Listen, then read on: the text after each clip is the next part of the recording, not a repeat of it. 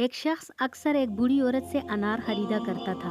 वजन और पैमाइश और कीमत की अदायगी से फारग होकर वो अनार को चाक करता और एक दाना अपने मुंह में डाल के शिकायत करता कि ये तो खट्टे हैं, और ये कहकर वो अनार उस बूढ़ी औरत के हवाले कर देता।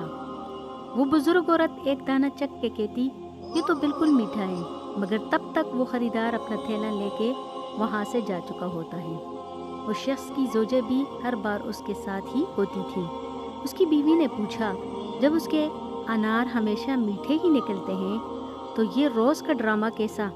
उस शख्स ने मुस्कुरा के जवाब दिया, वो बूढ़ी माँ मीठे अनार ही बेचती है, मगर गुर्बत की वजह से वो खुद उसको खाने से महरूम है। इस तरकीब से मैं उनको एक अनार बलक किसी कीमत के खिलाने में कामयाब हो जाता हूँ। बस इतनी सी बात है।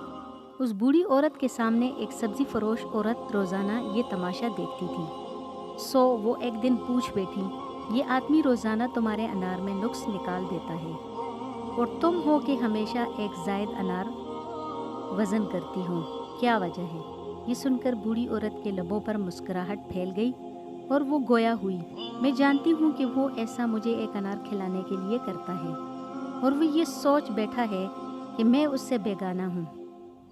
मैं कभी ज़्यादा वज़न नहीं करती। ये तो उसकी मोहब्बत है जो तराजू के पल्ले को बोझल कर देती है, और मैं एक अनार ज़्यादा तोलती हूँ। मोहब्बत और एहतराम की मुसरतें इन छोटे छोटे मीठे दानों में फले हैं।